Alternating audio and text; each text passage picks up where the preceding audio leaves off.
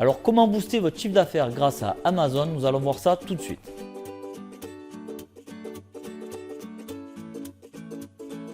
Bonjour, c'est Serge de Passion e-commerce. Aujourd'hui, on est jeudi et comme vous savez, le jeudi, je suis dans mon stock et j'aménage mon stock.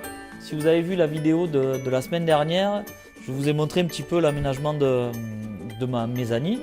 Et en fait, là aujourd'hui, j'ai encore un petit peu bossé dessus. On fera un petit tour après pour que je vous montre tout ça. J'ai monté des étagères, etc. etc. Bon, enfin, bref, aucun rapport avec Amazon, du coup, vous allez me dire, mais vous inquiétez pas, on va y venir de suite. Mais avant de continuer, n'oubliez pas de vous abonner à la chaîne YouTube pour recevoir les prochaines vidéos. Alors, Amazon, ok, c'est bien beau, les places de marché, parce qu'on parle d'Amazon, mais il y a aussi Cdiscount, tout dépend du secteur d'activité dans lequel vous êtes. Il y aura toujours une place de marché supplémentaire. Moi, par exemple, pour Chose Peut-on, j'ai pu essayer Rue du Commerce, Cdiscount, partout.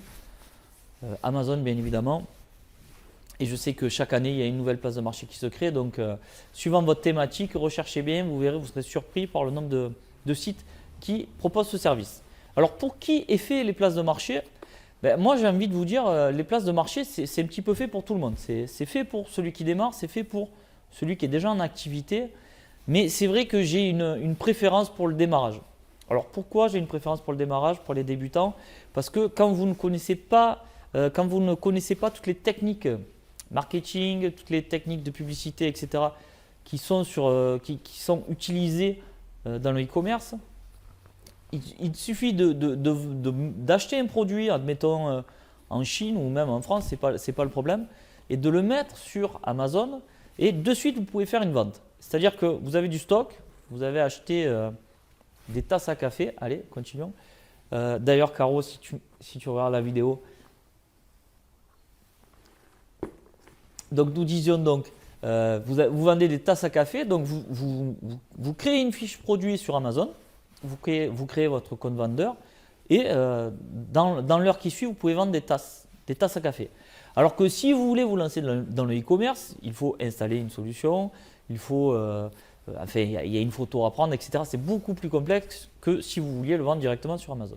Les places de marché peuvent servir aussi si vous voulez tester une niche, admettons.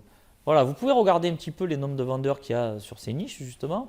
Et vous aussi, vous pouvez acheter un produit sans monter de société, sans rien. Vous achetez un produit, vous le testez sur Amazon. Si vous voyez qu'il y a un engouement autour de ce produit, peut-être que vous avez trouvé une niche et peut-être que vous pouvez créer un site e-commerce. Donc oui, je le conseille aux débutants, à ceux qui se cherchent, là, qui ont des doutes. Voilà, pour vous rassurer, les places de marché, c'est pas mal. Je le conseille aussi aux e-commerçants qui sont en activité comme moi, parce que ça peut apporter un petit plus, ça peut augmenter vos ventes, ça peut générer du cash flow. Et qu'est-ce que le cash flow? En fait, le cash flow, c'est tout simplement de la trésor, hein, en bon français. C'est de la trésor qui vous permettra de développer votre entreprise. Alors, ce qu'on voit souvent, et c'est assez rigolo, moi je trouve, il y a pas mal de gens qui disent « Waouh !» D'ailleurs, même moi le premier, je me rappelle au début quand les places de marché, quand j'avais plutôt étudié les places de marché, je m'étais dit 17% de commission sur une vente, pour moi, c'est astronomique. Alors, il y a différentes commissions suivant la thématique dans laquelle vous êtes. Si vous êtes dans la hi-fi, technologie, etc., la commission d'Amazon est moins chère. Mais moi, dans mon secteur d'activité, c'est 17%. Et 17%, comment te dire, c'est quand même assez important. Et c'est vrai que ça m'avait un petit peu rebuté. Et je sais que pas mal de personnes se disent la même chose, 17% sur la marge, sur une marge. En général, quand on fait x2 sur un produit, il nous reste 50%. Si on lève les 17% d'Amazon, et si on lève les frais de port, finalement, il ne nous reste plus rien. Alors, je suis d'accord avec vous, mais pas tant que ça en fait. Pas tant que ça, pourquoi? Tout simplement, si on fait le calcul, moi si je fais le calcul, voilà, donc on repart à zéro. Donc vous prenez un produit, vous le mettez sur Amazon, il se vend, vous donnez la commission à Amazon, il vous reste de l'argent pour vous. Maintenant, prenez la situation e-commerce. Donc il faut que vous créez un site, donc ça a un coût. Il faut que vous créez le texte, il faut que vous fassiez du référencement, il faut que vous fassiez de la pub, il faut que vous fassiez des bandeaux graphiques pour annoncer une promo, pour faire une opération commerciale mensuelle, etc. Tout ça, ça a un coût en fait. Le référenceur que vous allez embaucher ou le temps que vous allez passer à référencer votre site, le temps que vous allez passer à créer vos publicités AdWords, le temps que vous allez passer à créer vos pubs Facebook. le coût des pubs, etc. En fait, tout cumulé, si vous regardez bien, et moi j'ai fait le calcul, je me suis amusé à le faire, ben, en fait, tout cumulé, on n'est pas loin de la commission de 17% d'Amazon. Alors, ce qui se fait beaucoup, on dit souvent en budget publicitaire, on ne dépasse pas les 10%. Ok, en budget publicitaire, on ne dépasse pas les 10%. Mais il y a quand même le développement du site qui n'est pas dans le budget publicitaire. Il y a toute la création Enfin, il y a plein de petits postes qui, mis bout à bout, sont équivalents finalement à Amazon. Si vous intégrez aussi l'hébergement, ça a un coût, etc., etc., etc. Donc finalement, si on regarde bien, c'est kiff bourricot. Et là, vous allez vous dire, mais il est en train de me dire quoi, là, le Serge, là. Il est en train de me dire quoi? Qu'en fait, vaut mieux que je passe mon temps sur Amazon. Ça sert à quoi de monter un site e-commerce alors qu'Amazon, c'est l'idéal? C'est l'idéal. On va se calmer. C'est pas tant l'idéal que ça, parce qu'il y a quand même des inconvénients. Vous vous doutez bien que c'est pas aussi simple. Alors déjà, le principal inconvénient que vous allez avoir sur Amazon, ben, tout simplement, c'est que vous allez créer une fiche produit. Donc vous allez vendre votre tasse là. Vous allez la vendre et vous allez rentrer un code EAN. Je vous passe les détails de tout ce qui est technique. D'ailleurs, je fais une parenthèse. Je ne suis pas un expert à Amazon, vraiment pas. Je sais qu'il y a pas mal d'experts qui expliquent Amazon FBA, etc. Donc, ce n'est pas mon kiff. Moi, mon kiff, vraiment, c'est le e-commerce. Donc, je vais faire un petit coup de pub à un collègue formateur à qui j'ai acheté une formation et qui m'a donné pas mal d'idées sur Amazon. Alors, je vous invite à vous rendre sur la chaîne de OpenBiz. Je vais vous mettre le lien en dessous. Voilà, alors lui, il est plus expert dans tout ce qui est Amazon, dans recherche de produits, monoproduits, etc. Moi, c'est pas mon credo. Donc voilà, j'ai fait un petit coup de pub, voilà, parce qu'il m'a rendu service et c'est quelqu'un de sympa.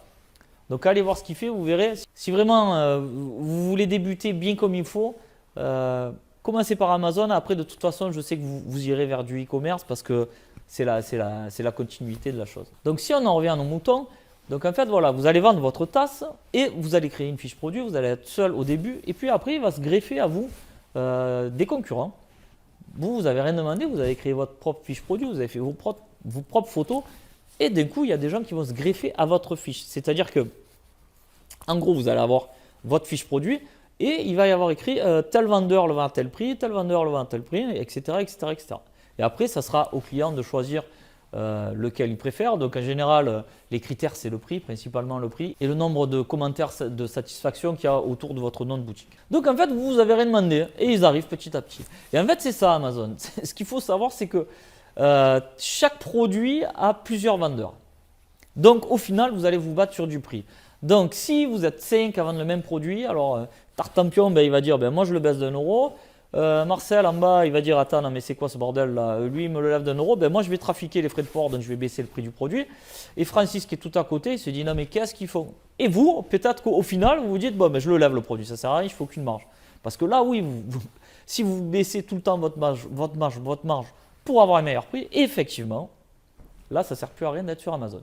Donc, c'est quand même un inconvénient. Deuxième inconvénient qui pour moi me chagrine encore, c'est que, en fait, c'est éphémère ce que vous faites. Vous allez arriver à vendre un produit sur Amazon. Alors, comme je vous disais précédemment, il va y avoir des concurrents qui vont se greffer à votre fiche produit et ça va être la guerre des prix. Et en plus de ça, ce qu'il faut savoir, c'est que si votre produit est un réel succès chez Amazon, Amazon, ça reste une société américaine et business is business. Donc, si votre produit passe la limite acceptable d'Amazon, c'est-à-dire que si au-dessus de la limite Amazon, là vous commencez à leur plaire. En dessous, ça va. Donc vous passez sous la zone de radar, il n'y a pas de souci. Dès que votre produit atteint une certaine quantité, qu'est-ce qu'il va se dire Amazon? Amazon, il va se dire, bouge pas, ce produit, je vais aller le sourcer et je vais le vendre en direct. Et dès qu'Amazon vend le produit en direct, alors là, c'est fini, vous n'en vendez plus. Vous en vendrez quand ils auront des ruptures de stock et encore si vos concurrents ne sont pas moins chers que vous.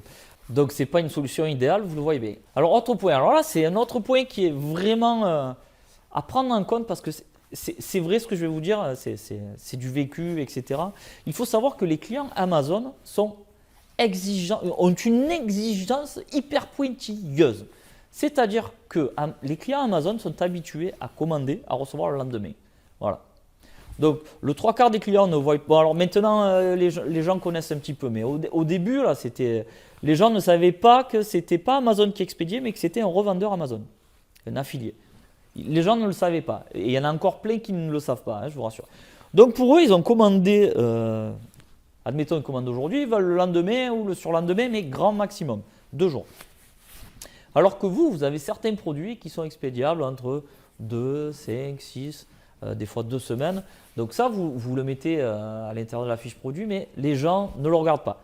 Donc du coup, ils sont habitués à avoir ce service qualitatif d'Amazon et ils en demandent autant. C'est-à-dire qu'ils sont vraiment à la limite de l'irrespect. Les gens sont hyper exigeants. Alors que si vous avez une petite boutique e-commerce et que vous créez un contact avec les clients, vous verrez vos clients à vous, ils seront beaucoup plus souples que les clients Amazon. Et c'est sûr, hein, ça, ne vous posez même pas la question.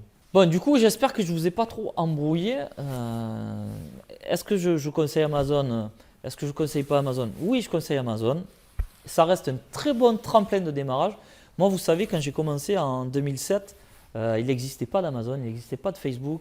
Il n'y avait que Google et le référencement naturel. Donc, on était tous à se battre sur des mots-clés, à essayer de se dépatouiller. Et on dépendait d'une seule et unique source de trafic. Alors que là, aujourd'hui, on a du Facebook, on a du Google, on a du Pinterest, Instagram, les places de marché, Google Shopping. Il y a vraiment il y a plein de canaux qui sont intéressants. Donc, pourquoi ne pas se servir d'Amazon? Ça serait bête. Donc, voilà. Mettez vos produits, ne cherchez pas à faire du prix, soyez présents, mettez le nom de votre marque. Ça aussi, c'est super intéressant. Quand les gens, comme je vous disais tout à l'heure, il y a certaines personnes qui ne savent pas que c'est un revendeur Amazon qui expédie. Mais il y en a qui le savent. Donc, pourquoi ne pas profiter de cette petite espace publicitaire pour mettre le nom de votre marque? Tout simplement, vous mettez le nom de votre site en tant que revendeur. Donc du coup, vous savez, il y a des petits filous qui cherchent toujours à gagner un petit peu de l'argent. Donc ils vont regarder sur votre site en direct, il n'y a pas des conditions particulières plus intéressantes, par exemple les frais de port. Vous pouvez augmenter vos frais de port sur Amazon et les réduire un petit peu sur votre site en direct, ce qui vous permettra d'être plus intéressant au niveau tarif. Le truc sympa aussi, c'est que vous allez augmenter vos volumes de vente. Et si vous augmentez vos volumes de vente, en fait, vous allez pouvoir mieux négocier auprès de vos fournisseurs parce que vous vendez plus. Et après, vous pourrez peut-être aménager votre mezzanine pour acheter en grande quantité et faire de la marge. C'est un petit peu ce que j'ai fait de toute façon.